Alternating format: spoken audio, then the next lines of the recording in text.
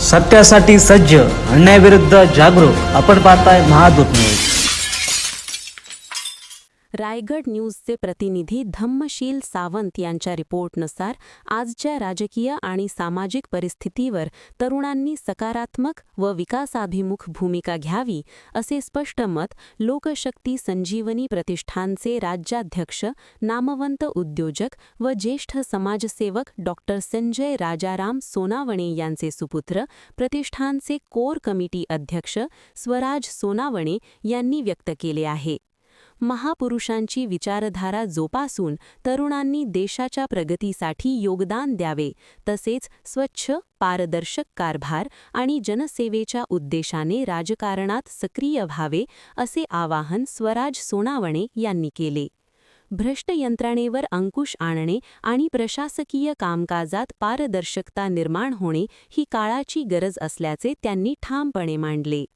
जनतेला अपेक्षित आणि शाश्वत विकास साधण्यासाठी मूलभूत व पायाभूत गरजांची पूर्तता होणे आवश्यक असल्याचे सांगत विकासात्मक दृष्टिकोन ठेवून तरुणांनी कार्य करावे, असेही त्यांनी नमूद केले.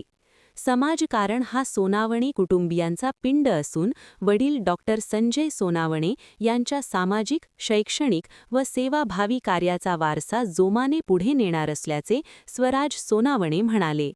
तसेच राजकारणात योग्य संधी मिळाल्यास सकारात्मक दृष्टिकोनातून सक्रिय सहभाग घेऊन जनतेला न्याय देण्याची भूमिका निभावणार असल्याचेही त्यांनी यावेळी स्पष्ट केले.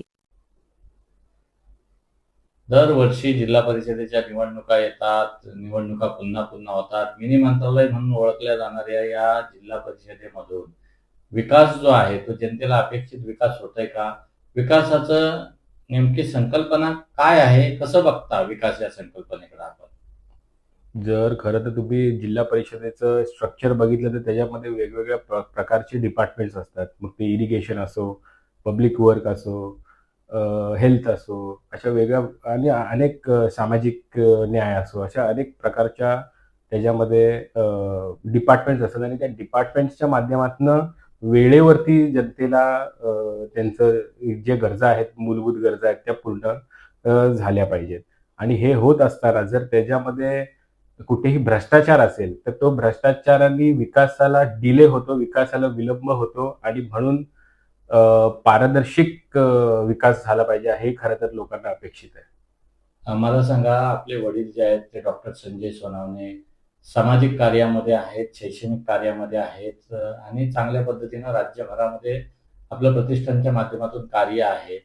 कशा पद्धतीनं आपण हा समाजसेवेचा वारसा पुढे नेताय, काय सांगाल एक तरुण म्हणून?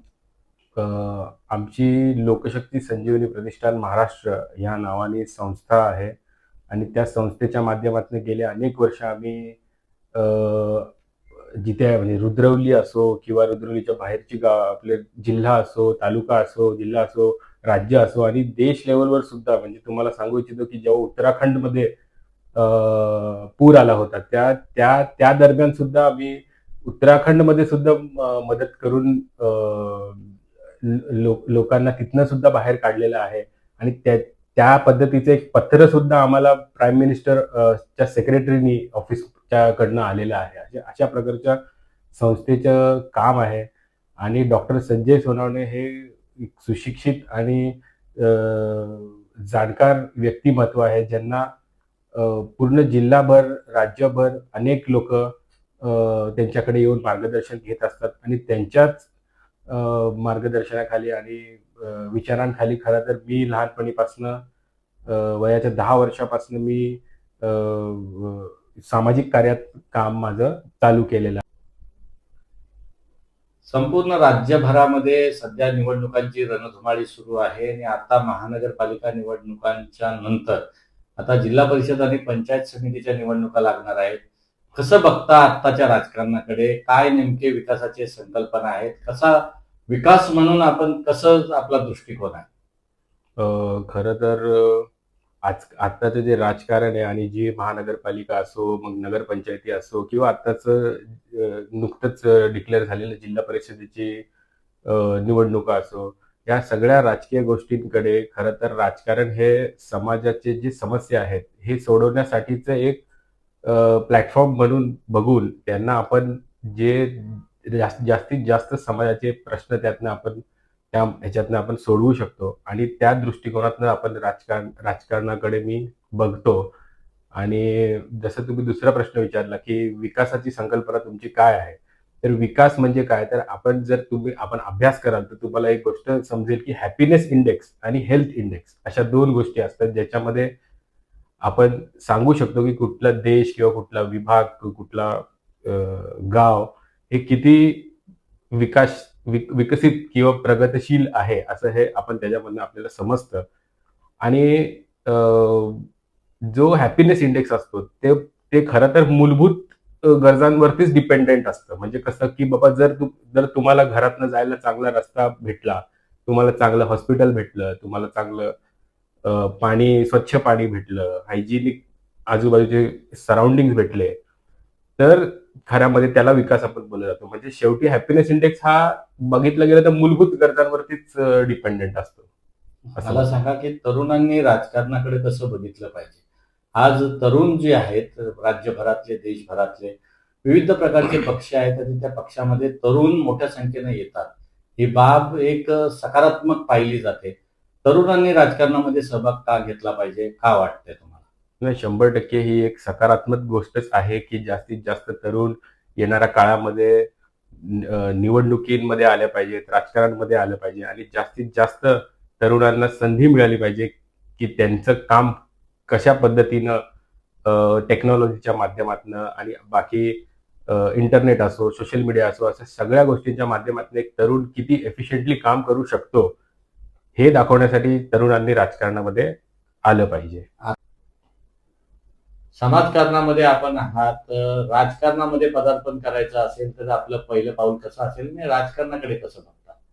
खरं तर आम्ही आमच्या पूर्ण परिवाराचा पिंड हा समाजकारणामध्येच आहे आणि सामाजिक प्रश्न सोडवण्यामध्येच आम्ही सर्वात जास्त आमचा वेळ देतो.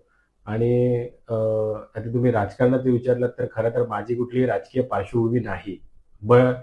माझ्या वडिलांची सुद्धा काही आमच्या पूर्वजांमध्ये पण कोणी कधी राजकारणामध्ये नव्हतं. माझ्या वडिलांनी ग्रामपंचायतीची सुद्धा साधी कधी इलेक्शन लढवलेली नाही. परंतु त्यांचा हातभार हा अनेक लोकांना निवडून आणण्यामध्ये त्यांचा हातभार राहिलेला आहे. आणि अशी जर कुठली, जसं विचार मी तर केलेला नाही राजकारणात जायचा, पण अशी जर कुठली संधी जर मला मिळाली, तर निश्चितपणे मी याचा विचार करू शकतो. सत्तेकडे कसं बघता? सत्ता हातामध्ये असेल तर अनेक प्रश्न सुटले जातात. त्यामुळं राजकारणामध्ये आल्यानंतर अधिक समाजकार्याला गती येईल. अनेक नेते असतात ते म्हणतात, की आम्ही समाजकार्याला ताकद मिळावी म्हणून राजकारणात आलो. तुम्ही कसं बघता याकडे? नाही, निश्चितपणे सत्ता ही सर्व समस्यांची गुरुकिल्ली असते आणि त्याच्या माध्यमातनं तुम्ही चांगलं सामाजिक कार्य पण करू शकता आणि लोकांपर्यंत पोहोचू शकता. म्हणून काय सांगाल, आत्ता सध्या राज्य आणि देशामध्ये ज्या पद्धतीचं किंबहुना रायगड जिल्ह्यातही राजकारणाचा जो दर्जा खालावलेला दिसतोय, कसं बघता या राजकारणाकडं? नेत्यांची वक्तव्य असेल, कृती असेल, कसं बघता एक तरुण म्हणून आजच्या राजकारणाकडे? नाही, निश्चितपणे जो राजकारणाची पातळी आहे ती घसरलेली आहे, याच्यात काहीच दुमत नाही. हे तुम्ही पण नकारू शकत नाही. आज खरं आपण जिथे बसलेलो आहोत, ती जो रायगड जिल्हा आहे, तो छत्रपती शिवाजी महाराज, डॉक्टर बाबासाहेब आंबेडकर यांच्या पदस्पर्शाने पावन झालेला जिल्हा आहे. आणि त्या महापुरुषांनी ज्या आपल्याला स्वच्छ विचार दिले, त्या स्वच्छ विचारांच्या आधारेच सध्याचं राजकारण तरुणांनी राजकारणामध्ये येऊन केलं पाहिजे आणि तेच खरं तर जनतेला अपेक्षित आहे.